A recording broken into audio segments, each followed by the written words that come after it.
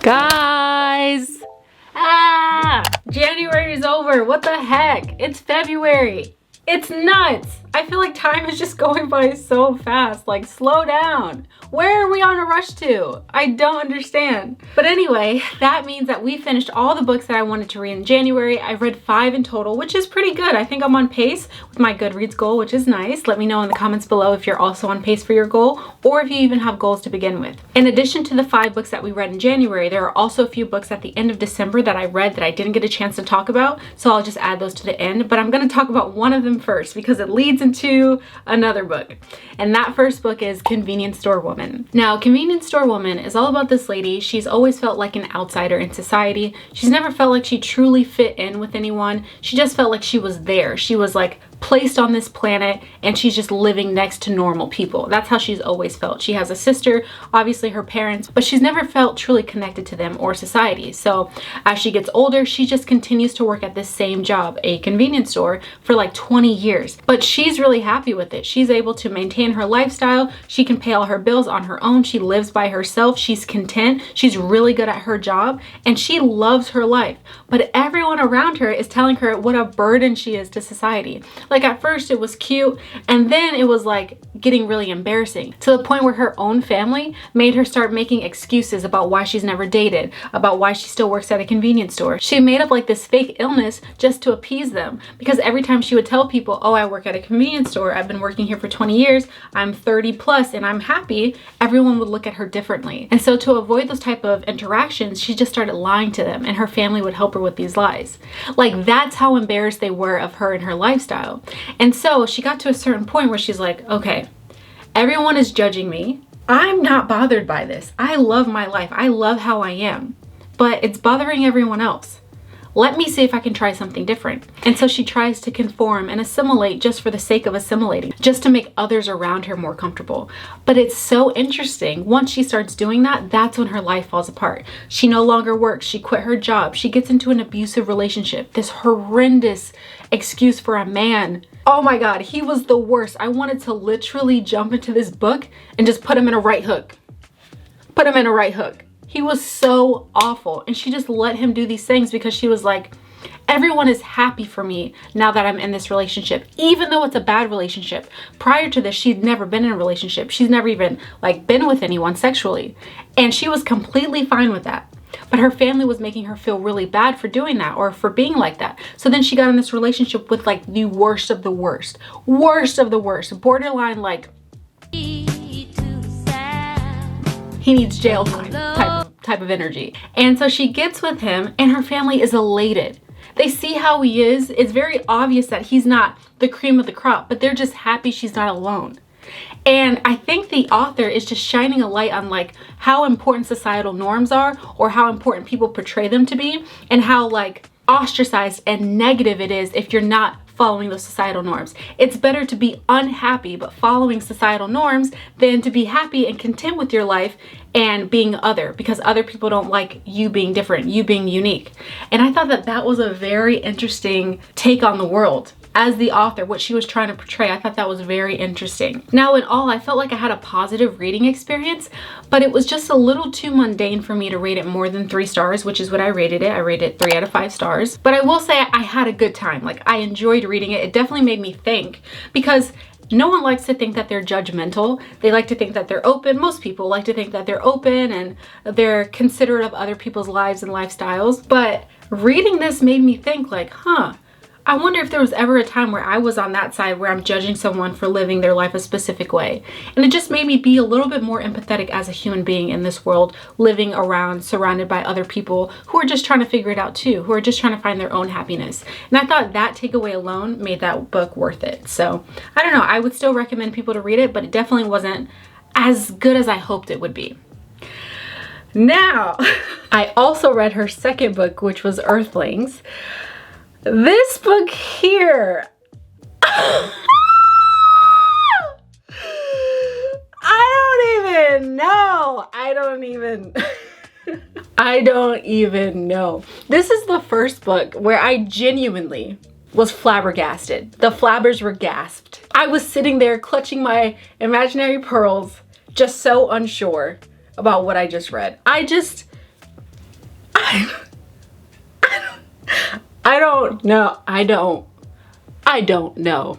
Earthlings is like convenience store woman, but on steroids. It's like the highest of the highest form of non-conformity. Okay, it's kind of sort of the same takeaway, the same message from the book, but it's just like a cracked out version of it. Let me just explain. If I can, I don't know. It's so insane. Okay, let me try. So Earthlings, again, as I mentioned, is kind of similar to the convenience store woman and the fact that it's all about non-conformity, the dangers of assimilating just for the sake of assimilating, just for making other people happy, like living your life for other people, basically. But it takes such a crazy turn. Let me start from the beginning. The story follows a young girl who is kind of mistreated by everyone in her life. Her parents don't really love her or care about her. They care about her sister more than her. They always feel like she's a burden to their family. Like, we'll literally say this to a child, which hurt my heart. Not only that, her teacher is abusing her in a horrific way. Like, check the trigger warnings. It was bad. I could not believe it. I felt so sick to my stomach reading that part. Anyway, so she's mistreated by everyone. To escape all of this torture, basically, she just creates this own world. She believes that she is from a different planet, and so is her cousin. And this house that they go to every summer, that's the only time she's able to see her cousin. So she talks to her cousin, who's also having like a pretty hard upbringing as well. And they've convinced themselves that they're aliens, that they're not a part of this world. No one understands them. They're just different, right? But she takes it even further because at this age, they're the only people that they really have. And a little incestuous situation happens at their young age, but it's because she was like exposed to some essay from her teacher. And so she was already in that mindset. So she thought that that was okay. However, the adults in her life didn't see it that way. They weren't even trying to hear her. They didn't try to hear why her and her cousin ended up doing the do, because they just thought they had bad minds. We got to separate them. Let's never talk about it again. They buried the family secret and they never let them see each other again, right? So she goes back to her home. When she's back at her home, the abuse unfortunately continues, not only from her family, but also this horrific teacher. And the parents, instead of talking to her about it, trying to see what is going on, they completely shut her out. She can't go see friends, nothing. She is locked in her room for most of her adolescence. And it's just really sad to see because she's literally screaming for help in the most respectful way. She even tried to bring it up to her mother before, and her mother called her a liar. Like, I can't imagine how heartbreaking and devastating, especially as a kid, like, because that kind of sets the tone for the rest of her life. She no longer trusts anyone. She thinks that she is other and no one else will understand, until once she gets older, she gets through that situation with her teacher, by the way, a little crazily, but I respect it. I said what I said.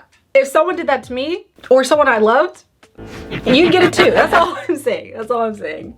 Don't try me. Anyway, the fact that she had to deal with that by herself is nuts. But again, she got past that situation. And as an adult, she's continuing to harbor all of these feelings because no one listens to her. They just force her to assimilate, force her to be normal. She cannot be herself with her family, with society, because she doesn't want children. She doesn't want to get married. She wants to be by herself, especially after having such a traumatic childhood. Of course, she doesn't want to be like married to somebody else. She just wants to live her own life, but her family will not let her. And so they kind of force marriage upon her, but she finds someone who also feels the same way about society. And so they arrange in this like fake marriage, and they marry each other just to placate their family. And as that continues, they think everything is fine until she starts getting older, and then her parents are pressuring her like, you need to have children now. We need to have grandchildren. But she doesn't want children. So instead of facing it head on and telling them, I don't want children, ask your other daughter to have children for you, they decide to run away together to her childhood home where her cousin used to live, and they all decide to live with each other. And at first it's okay, and then she goes back to her normal life with her husband, her fake husband.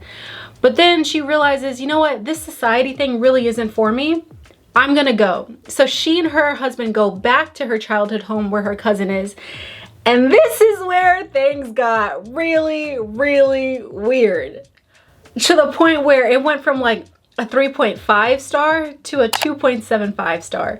Because I just, like, the last 40 pages of this book, I just don't understand what the point was. Like, I just felt like she let her intrusive thoughts just have the rest of the reign. She was like, I gotta get this in. Let me just turn this in. And it was hanging onto the plot, but like a thread, by a literal thread. It barely made sense. And still, after I read it, I was like, what was the reason? What was the reason? It was just so nuts. It had a little bit of everything. Like, there was a little murder, a little cannibalism. It was just so out of nowhere, it felt like. They just completely like nosedived Michael Phelps into their delusions. Like all three of them. And they just became the aliens they believed they were. And it was crazy. I genuinely don't know. At first I couldn't rate it for a long time. It took me a month to come up with a 2.75 out of 5-star thing because I genuinely didn't know. Before the last 40 pages, again, I thought it was very disturbing and it hurt my heart, but I respected it for what it was. And not every book is gonna be a fluffy good book. Like some of them are made to hurt you so that you can look at society in a certain way, right? And I respected it for that. And I thought, okay, this is a 3.5. But the end, I was just like, I just felt weird reading it. I was like, what? I felt like I walked in on something and had to close the door and go away because it was just so nuts. It was so nuts. I didn't understand. Why? Like, what did it do for the plot? What did it do for the book? What message were you trying to get out of that last part? You know what I mean? It was just so, that was crazy. That was crazy. So we're gonna leave her alone. I don't know if I'm gonna read any of her books anytime soon, but I am definitely not like done with her. I'm interested enough, I'm intrigued enough by her writing to where I am gonna read more from her. But right now we're just gonna take a break. We're gonna take a break. Now after Earthlings, I just needed a quick break. I needed something that would be easily digestible and not be so traumatic. So then I went to The Yellow Wallpaper, and this book was nuts, but like in the best way. It wasn't Earthling nuts, it was just like nuts. Pause. And that book was only 25 pages, which is kind of insane to me because I feel like short books can be hit or miss. It takes a very skilled author to be able to build a world, build up a situation, a plot, as well as the characters in such a short amount of time, and to make you care about them, to make you feel like not only was this an impactful story, but this is a story that you'd want to share with others. And she did all of that, all in 25 pages, which is unheard of. Now, this book was so good, I literally had to do a deep dive when I was done. But let's just start with what it was about. Now, The Yellow Wallpaper is about this woman. She becomes sick, but she's also married to a doctor. And you would think, okay, I'm married to a doctor, I'm not feeling well, but my man's got me, or my spouse can take care of me, right? But no, it is the complete opposite situation. The fact that she's married to a doctor just makes her situation so much worse, as you will see throughout the story. And so because she's married to a doctor who happens to be treating her as well, she just allows the things that happen to her. And so her husband's like, you know what? I'm the man, and a patriarchal, why can't I talk? English is the only language I speak. Why can't I say the words I want to say? And this patriarchal in the society that we all live in, he decides, you know what? I tell you when you're better. I tell you when you're feeling well. I tell you when it's all in your head or if it's actually happening. And so as she starts getting worse, because they all move to this like summer house, I guess, and he isolates her from her family and her friends because he thinks you're just having this mental lapse. I don't want anyone to see it, basically. Let me just put you in this house. I'm going to continue working, continue living my life, but you're going to stay in this house. And not only are you going to stay in this house, but you're also going to stay in this room that you absolutely hate. Right? I don't care what you're thinking. I don't care what your desires are. I don't care what you want to have happen in your life. I don't care about your autonomy. It's mine now. I am your doctor. I am your husband. I am the man of this house. Let me take care of you. Take care of you. Right? And so she's literally forced to be separated from her friends, from her family. She goes to live in this house, and you're seeing the story unfold through her journaling. He won't even let her have a hobby, y'all. He isolated her, and then she can't do anything but stay in the house all day, staying isolated in her mind. And she's explaining like, I'm not feeling mentally well. I'm trying to tell you my symptoms. I'm trying to tell you what's happening to me, but he just keeps nixing them off as like, no, this is just happening in your head. You're just hysterical. Because back then in this Victorian era, a lot of the women, especially after having children, they were diagnosed with being hysterical. Which is insane. They're literally telling you their symptoms and you're just saying, oh, she's just being a woman, basically.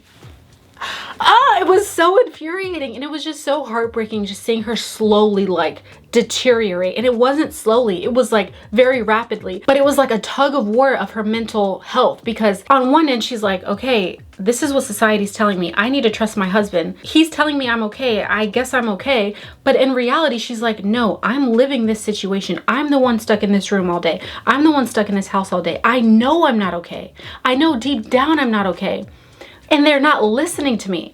And so she keeps going back and forth. One day she's like, I'm doing well, my husband's right, I am doing well. And then the next day she's like, he thinks I'm doing well, but deep down I have to hide me writing my journal to tell you that I'm actually not doing okay, because I need to talk to somebody. I can't talk to anyone but his sister, who comes once in a while, and his sister listens to him and is not listening to her as a person.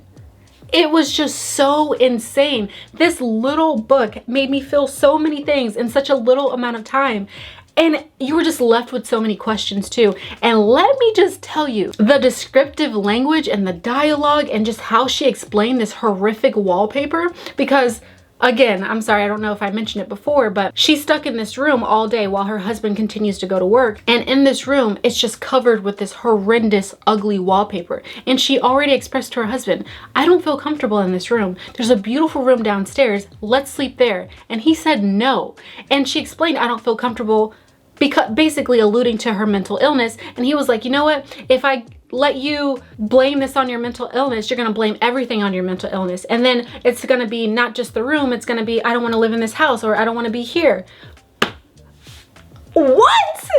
It was just so crazy. He like made her feel bad for having her own personal desires, for not taking everything he said as gold, as like the only thing, the only answer it could be.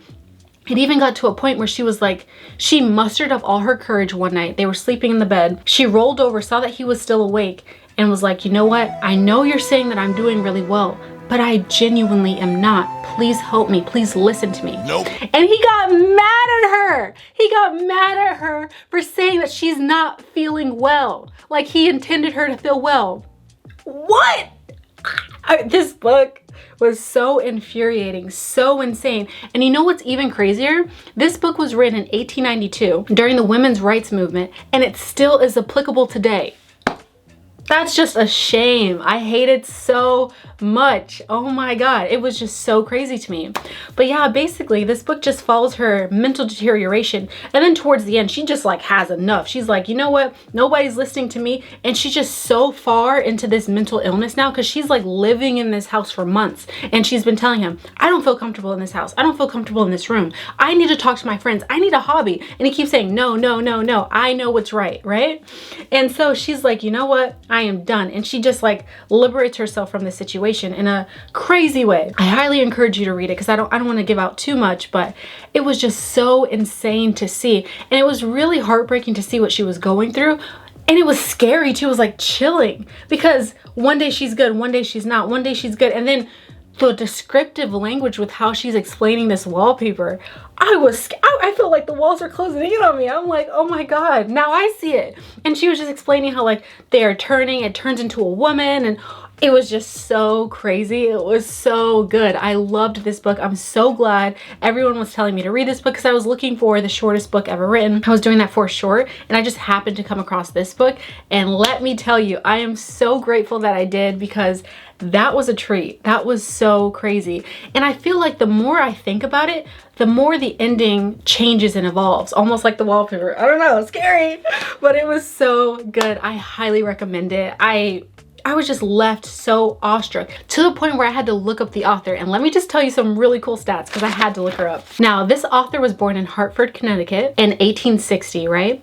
And she passed away in 1935. So she died when she was 75, which is a pretty decent long life, I think. So I hope she lived a long and happy life. And she also wrote Women in Economics, but she wrote the yellow wallpaper specifically because after she had her daughter, she only had one child, she had a bout of like postpartum psychosis. But everyone called her hysterical, even her husband. So this was written based off her own personal experience.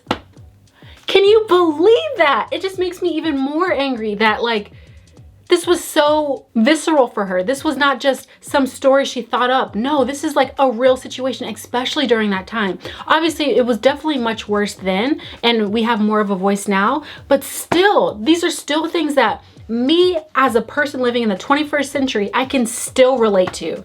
That's insane to me. Oh, it was just so good. I just had to do so much more research on her. Also, fun fact, she was inducted in the National Women's Hall of Fame. So let's just give her a round of applause, because that book was good. She seems like an incredible woman, and I definitely want to read more from her. If she has anything else besides women in economics, I'm definitely going to look more into that. But I had such a great time with that book. Now that brings me to another woman who deserves a round of freaking applause, and that is Miss R.F. Kuang herself.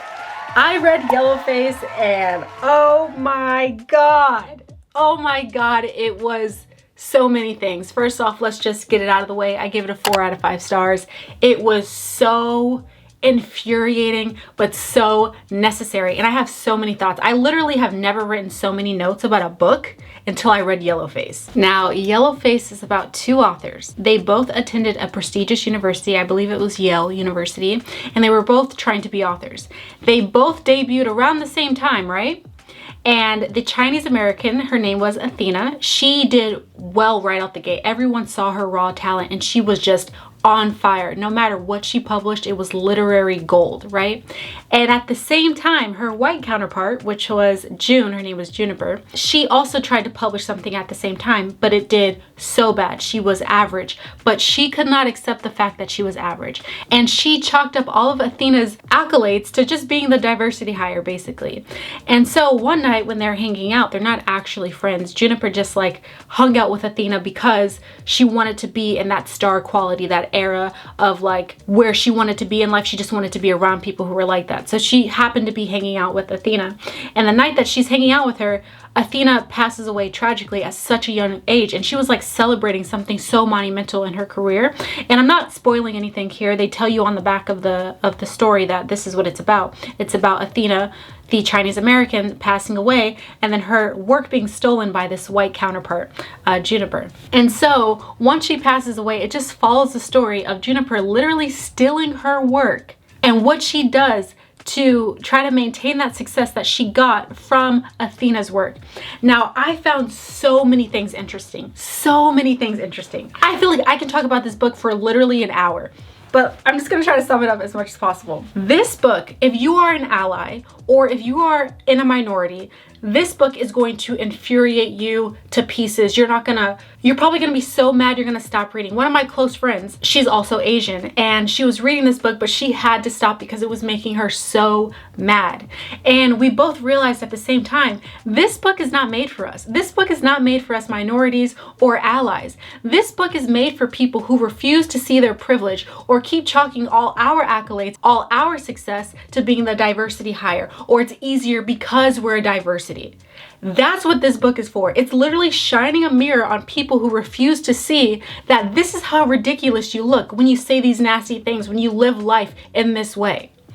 And it was just to the worst extent. It was like heightened, just so that you can see how ridiculous you look. It literally was like R.F. Kuang put a mirror up to a child who was having the worst, most embarrassing tantrum in front of everybody and let them see how ridiculous they looked. That's basically what she did, and it was brilliant. It was so infuriating. It was so well done. It was so specific. Just like the fact that she would literally do anything every single time there was an opportunity to do the right thing.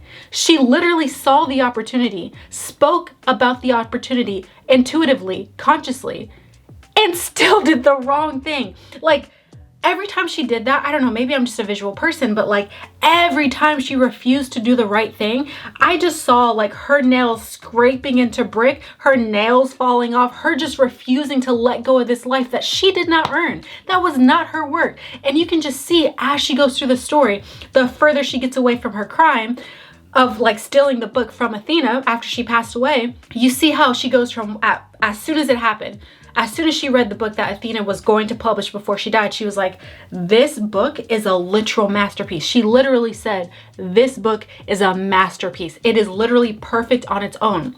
But then as she gets the idea to steal it, all of a sudden it needed her work. Her white savior complex kicks in and she's like, this book would never have done well if I didn't save it, if I didn't add my edits, if I didn't do all the research, if I didn't put my blood, sweat, and tears into it. Just the audacity of this white woman was just astronomical. It was just so crazy. And again, if you are an ally, you see how ridiculous she is. If you are a minority, you see how ridiculous she is. This book is not for us. This book isn't to change us. This book is to show people who think like that for real that you look insane, that you are insane. You need to change your ways, because this is the product of having this mentality, this type of person. And that's the problem with society, especially in America. She constantly victimized herself. She constantly said every time like she was getting close to being outed, because a lot of the times people would see the similarities between Athena's old work prior to her passing and then the work that Juniper put out. And she changed her name to sound more Chinese. Y'all, the audacity, every single chance she had to like claw her way back into the success that Athena would have had, she took it. She took it every single time. Her middle name was Song because her mom was like a hippie. And so when she published the work that Athena wrote and published it under her name, she changed her name from like June Hayward, which is obviously very Caucasian. She changed her name to Juniper Song. That right there told me what this book was gonna be like. That set the tone for me, because I was like, there's no way she did that. A Chinese American writing about Chinese history. The book is stolen. The culture is stolen by a white woman nonetheless. And she changes her name to sound more Chinese. And she was like pretending like, oh, it just happens to sound more Chinese. But she did that very specifically. And every time like there was an opportunity to clarify like, oh, I'm not Chinese, it's just my middle name. My mom was actually like a hippie. She never took that opportunity. She would see that opportunity, let you see that you saw the opportunity, and would not do that. She would pretend. She put on the skin of an Asian American and pretended for their success, for Athena's success. And it was so interesting to see like her mental explanation, her mental gymnastics she was doing to keep her morality. Because at first she was like, oh, I never intended to steal it. It just landed in my lap. It would be a disservice to Athena if I didn't put it out. So then she publishes the book. And then she's like, you know what? Actually, it wouldn't have even been published if it didn't have my edits, if it didn't have my critiques. So in a way, I kind of helped her. You're welcome, Athena. And there was a point where I felt like there was a physical shift in her morality, because at first you could just say she was very closed-minded and just whitewashed in her own privilege. She was just lost in her own privilege. There was an opportunity to confront this information, to confess to her mother, to Athena's mother, that, you know what, I effed up. This is her work. You're right. Everyone is right. This is her work. And she sat there and lied in her face. And that's when I think, not only for me, I think R.F. Kuang intentionally did that, because from there, it just completely jumped off the cliff of delusion, and she just went further and further into this lie that she's created herself. And then like the victimization, every single time she got close to being outed, she would like lock herself into her room, cry and not eat and throw up and, oh, I can't do it. And you put yourself through this. You're the one lying. You're the one who took somebody else's work and a dead friend. Nonetheless, you're the one who put yourself in this situation. You want me as the reader, as society, to feel bad for you? I was completely shook. The audacity of Juniper Song was just on another level, completely delusional, completely lost in her delusions. And not only that, she was so judgmental, she was so self-righteous. Everything that Athena did, she was like, oh, see, that's her using her diversity. Oh, it's acceptable for her to do it because she's Chinese, but if I as a white woman did it, everyone would grill me. And she would say these things about Athena, and then she would do the exact same thing, but have a completely different rational explanation for it. For example, Athena, when she would do a lot of her work for like the historical pieces that she wrote about her Chinese culture, she would ask other people about their experience, like real Chinese people, their experience. Or she would go to a museum and hear about the history of other Asian cultures. And then she would talk to people, like really genuinely talk to people, interview them just for her research. And to Juniper, this was like scouring people's stories or stealing people's stories, like literally taking them from them like a vulture or something, and then writing it and then making millions of dollars. But then when she did the same thing, she literally went and sat in a random Chinatown, I think in DC, and was trying to talk to some of the locals. All of a sudden it was for research. It just made sense. It had to be done. Like the audacity, I just could not believe it. And R.F. Kuang is just so sharp. She did this so well. She's so unforgiving. She's so calculated. She did this intentionally. It was created to make this anger so that you can see how ridiculous this narrative is, so that you can understand what minorities go through, especially in this country. And I just thought that was brilliant. After that, I became an R.F. Kuang fan. I'm her #1 stan. I already have all of her books. I literally want to read them immediately. I want to read all her backlist. Like, this book was so good. It was so good. Oh my god, I almost want to like talk about it for another whole video, but I'm not going to do that to you guys. It's just, wow. I was completely astonished, and that was such a great introduction to her, because now I know this girl can write, and I'm so excited to support the rest of her art and her work. So that was Yellowface. Now we're gonna go back to the books that I read in December. Now, these ones weren't as exciting as the ones that I read in January, but they were still pretty good. And one of those was Terms and Conditions. This was the Lauren Asher book for the Dreamland Billionaire series. It's the second book. I didn't read the first one. And I thought it was good. I gave it a 3.75 out of 5 stars. Now, this book is about Declan and Iris. Iris is actually a black woman, which is really cool. And she works for Declan. Declan is obviously a billionaire. He owns this company, and he's trying to get the rest of his inheritance from his dad. And to do that, he has to marry someone. And so Iris, as his assistant, she's like really, really good at her job. And she's like trying to find someone that he can marry. But of course, he ruins that situation. And then she just happens to be available to be married. And so they fake date, they fake marry, and then obviously end up falling in love with each other. And that was very, very cute. I really enjoyed this book for one particular reason. First off, she was a woman of color, so that was nice. And secondly, she was autistic. And so we had that representation as well. And I thought that was really cool because he like uplifted her. That was one thing that she used to be very insecure about. And he not only told her that, hey, it's okay, but also my mom had it and she was wonderful. There's nothing like better than that. And also he had like his own quirks too. Like he was very into words and he could speak different languages, which is, that would have sold me personally. Personally, that would have been enough for me. But he could speak different languages. And so he used to say like these exotic words to her in different languages, and it was different ways that he was saying I love you. I thought that was so adorable. That was really like say it again.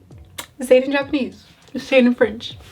It was just so cute. And so they had this running joke of where they would say exotic words to each other, and then they would go back and forth doing that. And at first he's very hard and rough around the edges, right? And she's not necessarily sunshine. It's not necessarily a grumpy sunshine, but she's just like a happy-go-lucky person. She's like really cool. I guess that is the definition of grumpy sunshine. Okay, fine, it's grumpy sunshine. And so she ends up moving in with him, but she has her own room. And obviously as they get closer, they end up falling in love. And it was just so cute. And I really liked the various types of representation. And I also loved their love story. He would go to bat for her. He fell in love with her first, which I always appreciate. And not only that, this was a dual POV, which is my favorite because I love hearing a man fall in love with a woman. I love that because it's always internal. I know what a girl sounds like. Hey, I'm me, I'm here. I've had those experiences myself. But to hear it from a man's perspective, even if it's written by a woman, it's just like, it does something to me. I don't know. It was just so cute hearing his perspective, but then also being able to go back to Iris's perspective. So like going back and forth in particular situations was really cool because in some instances you got to see how he saw the situation, and then other instances you got to see how she understood the situation. And I just loved that. I don't know, I've always been a dual POV kind of girl, especially with romances, but I think Lauren Asher did that really well. I will say there was some spice, but for me in particular, I didn't think it was over the top. If you're a little bit younger, I would just kind of be cautious because there are some like scenes. There's some scenes, but it wasn't overdone in my opinion. So overall, I thought it was a good book. I enjoyed it. And those are all the books that we read for January and towards the end of December. We had a very interesting mix. I genuinely don't know what to say about it, but I think overall we had a good time. I think overall we had a good time, especially with Art of Calling and The Yellow Wallpaper. Those two books were my highlights for January. They were really, really good. And now that we've picked our February TBR, I'm very excited to see what those books are like. But I will say, I'm still reading The Joy Luck Club. I'm currently, I believe I'm 100 pages in. And that book is devastating in the best way. I already love it. I already know. Sometimes you just get a feeling and you know it's going to be a 5 stars.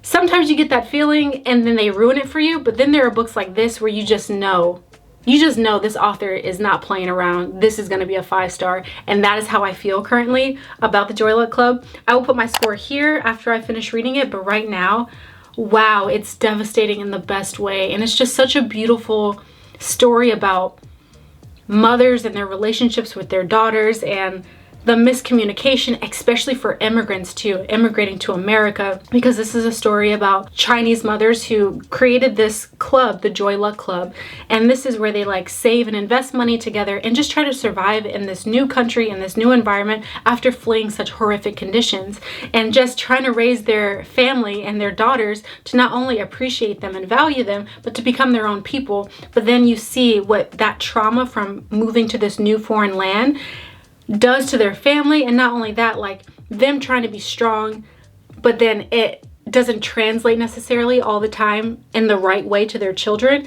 and then their children's trauma from their parents, and it's unintentional. And just as a child, you try to empathize with your parents more, especially after seeing like that type of miscommunication that can occur. And it was just very enlightening. I can't personally relate to it, like that mother-daughter situation, but it's beautiful nonetheless. And I think that a lot of people could get a lot of clarity from it, I think.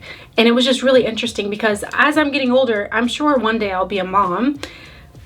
That's scary. But if that happens, I think it was so insightful. And not only that, it was healing for me too, so far it's devastating, but in the best way, and I'm really in love with it. I'm really taking my time with it because there's so many good lines. There's so many good things that like make you take a second and think. I'm gonna continue to update my Goodreads and like put all the quotes. It's hard to put the quotes when you read the physical books because it doesn't just automatically go and you have to type them up, but this book deserves my attention. It deserves my time. So I do think I'm going to go back and hand type all of my quotes that I really enjoyed because this book is making me think a lot. So sorry for that little tangent at the end, but I love you guys so much. Those were all the books that I read in January as well as December, and let's just see what February has in store for us. I love you guys. I'll see you in the next video. Bye.